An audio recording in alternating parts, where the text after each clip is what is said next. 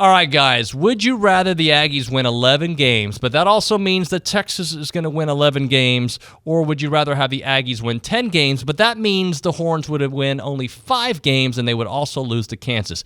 I gave my answer on the show. It is TexAgs Rewind presented by T-Mobile. They want you to visit T-Mobile.com/acrossamerica to learn how you can get value and coverage through T-Mobile. I want to hear from you, though. What do you think? What do you want to see? Do you want to see the Aggies win 11 games, so that means Texas wins 11, or do you want to see them win 10 games, but Texas lose 5 games, including Kansas? Comment below. We'd love to hear it. So the show today was stacked in more ways than one. We had the Go Hour. We talked about those facility upgrades there to Aggie Athletics. Looking forward to that. Charean Williams joined us to talk about the NFL draft, what the Cowboys are thinking of doing, where the Aggies are going to go there. Pat Henry and Kayla Robinson stopped by studio to talk about the muster event coming up, the muster track meet coming up this weekend here. Final day for a lot of these Aggies to run in front of their home crowd before the SECs and, of course, the NCAA tournament. And then we got to know a little bit about Mississippi State with Brian Hadad, got to know a little bit about how they should look here in 2022. It is TexAgs Rewind. What did you think of the renderings yesterday? Because nothing like, it's always better than I thought, but nothing surprises me with this university and what the kind of upgrades and commitment to excellence that they have. Yeah, I thought it's beautiful. Makes me wish that I was at school now, in high school, and a great athlete. That's just, okay, Aggies, don't get mad at me, but I think the indoor facility and the indoor track, I think they're kind of eyesores. You know, these big balloons that have dirt and mold growing on them, and this looks sharp. Yeah, it looks like Google technology headquarters in San Francisco, or wherever. First class all the way.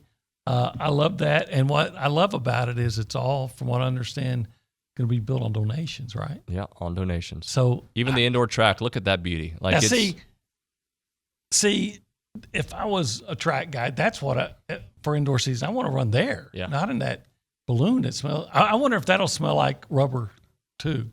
If all indoor tracks smells like that, have that rubber smell to them.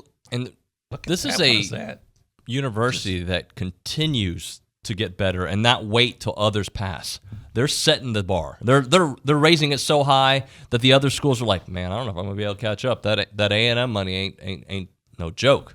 Now, I just look at that. That's just amazing. You know, it's a shame that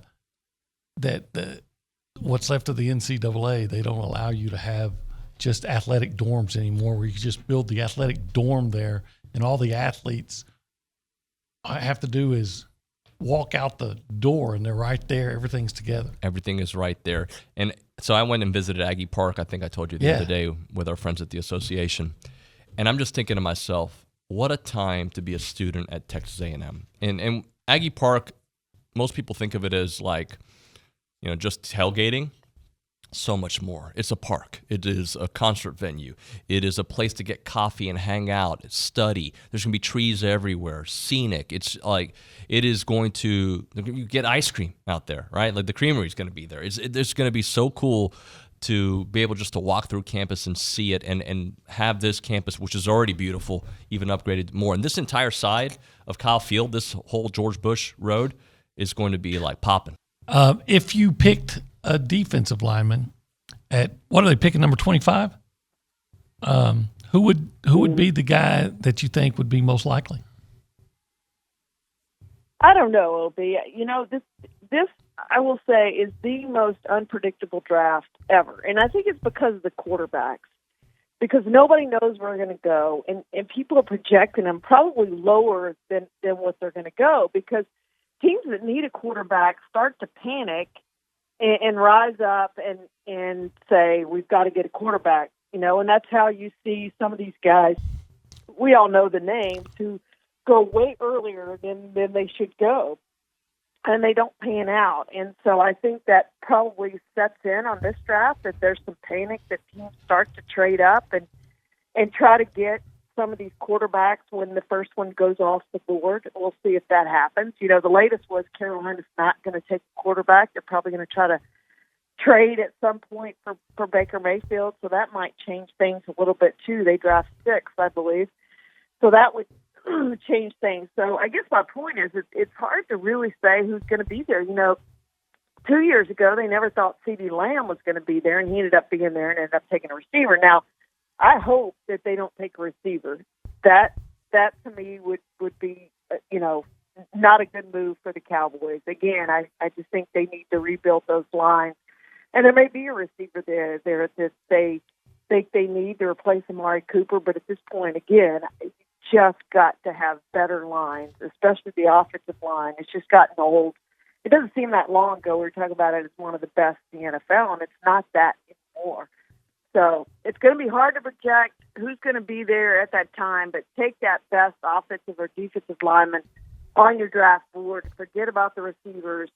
Get one later. I realize you're going to draft one at some point, but get one later in this draft. We've seen, to me, the receiver position is the position that's changed the most because college football has gone to so much passing.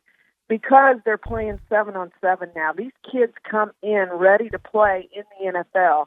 I would not pay I would do what the Chiefs did with Tyreek Hill. Trade him, get all the picks, and think I can replace him with one of these receivers coming in because they're so good. You can get a receiver in the second round, third round, fourth round who's going to be really good and help you out. You're in the middle of it. You know what you've battled through the last couple of years, and here you are having such a successful season. How does that feel with where you are with all the work you put in? It feels amazing because going up to the line and then performing and not doing what you know you're capable of, it bothers you because you're like, I know I'm better than this, but I can't prove it. And so to work so hard at something, to finally be able to show what I'm capable of, it feels really nice because I knew I could do it all along, but just for whatever reason, it wasn't showing. And so now it just feels good to show everybody, like, this is what I've been telling you guys I can do. It just feels nice for it to come together now. For you, Coach Henry, that's got to be such a teachable moment for the rest of the team. Yeah, these are always the kinds of things that you talk about 10 years from now. Yeah. We look up at the record board and you see Kayla's name at the top of the record board, and people now see her different. Mm-hmm. People in 5 years who don't know Kayla at all will just see the progression, and that's probably the most important thing to see. Yeah, and it's such a cool thing to see, and I'm so happy that you're here with us. Let's talk a little bit about Lamar this past week, and again, just it seems like every week you come in, there's something new to say there. About Lamar? Yeah. Yeah, I mean, she's just, even the wind at her back, as much as it was to be able to jump the way she did this weekend, was an accomplishment, because when you leave the ground, you're getting blown into the bar. So where you take off and how you do things, she had to make some pretty quick adjustments and did a great job, jumped high. So, great weekend for her again. I see another one. Bryce Foster, again, continues to move up and improve. He's one that you, from the very beginning, told me it's just going to take some time and some repetition. Yeah. And that's another example of it paying off. Yeah, it wasn't just a few weeks ago. He was at 59 feet, and we were talking about that. Now he put 62 feet, and he's got time. He continues to get better all the time. Well, it's like Kayla just said. It's taken 3 years to get here. Bryce is in a 3-month deal, and he can only go so far in 3 months. But he's coming along. He's doing a great job, and the more he gets into a rhythm of what he's doing, and he's able to use his strength, because you can't find it all the time. It's hard. She'll tell you it's really hard to find it sometimes, even though you know you have it. One of the teams we're going to start off with is a team that beat A&M the week before the Alabama game. That is Mississippi State. We're going to go to our Mississippi State insider, Brian Hadad. He's co-host of Sports Talk Mississippi, and you can find him there 3 to 6 o'clock, Monday through Friday. Brian, how are you, sir? What's going on, man? I'm excited. I'm excited to talk college football. I haven't had enough of that recently. Yeah, man, it's been good times. So, help me understand what happened, because I see that the spring game was basically canceled there, or pushed inside, or however they wanted to do it because of the weather, yet they're still practicing. Am I understanding that correctly? Yeah, spring practice was always scheduled to go through what was called the spring game. It was never going to be a real spring game like a lot of the schools are playing. Leach had set it up where it was basically just going to be a practice with some extended scrimmaging. But on that Saturday, which was 2 Saturdays ago, poured down rain here all morning, so they didn't want to risk any injuries or anything like that. So they just took it inside. They scrimmaged again last week, and they actually have the final scrimmage and the final practice of spring today at 3:00. So spring football wraps up here in Starkville today. All right, talking to Brian Hadad here on TexAgs Radio, presented by David Gardner's Jewelers in the Rollo Insurance Studio. He is on the BCSI hotline. All right, so Charles Cross is a big loss for this team. First off, what are you hearing about him in the draft? He played great against A&M, by the way. He's going to go early, from what I'm hearing. What are you hearing, and how do they fix that hole that he leaves there on the offensive line?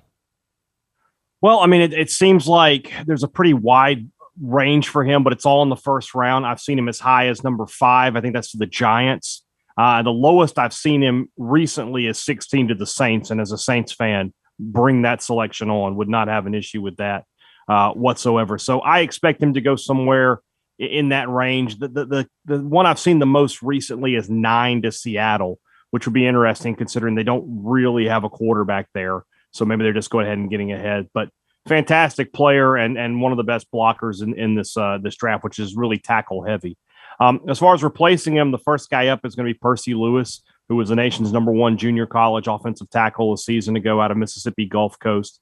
He came in, was an early enrollee, has gone through spring, has been getting first team reps since he arrived. Big kid, 6'8". I think he was listed at 360 in JUCO. I think they've trimmed him down a little bit. They hope to have him down maybe around 330 or so. When we get to the fall. He's going to get the first crack at it, though. The interior of State's offensive line is good. It returns all 3 starters. And then at right tackle, I think they're going to go with a redshirt freshman, Albert Reese, who's a big kid, 6'7", 285, 290 pounds. Looks like an NFL player. We'll see if he can play like one. Those tackle spots are really the only things that Mississippi State had to replace offensively. They bring back so much production from last year's offense. All right, guys, hopefully you commented below. There was another one that I asked about, would you rather? If you're still watching here, the post-credit Marvel scenes out here, the last one we asked, would you rather play in the NFL and be a bench warmer, or would you rather be a Hall of Fame level bullfighter? And I even added to that Hall of Fame level actor. I think if it's actor, I'd rather be the Hall of Fame level actor. I'd like to get that Brad Pitt money. If it's a bullfighter, starter, the best of all time, or a bench warmer for the NFL, bench warmer for the NFL. Like, comment, subscribe, do all the good stuff. It is TexAgs Rewind. Thank you so much for doing it, and make sure you share with your friends.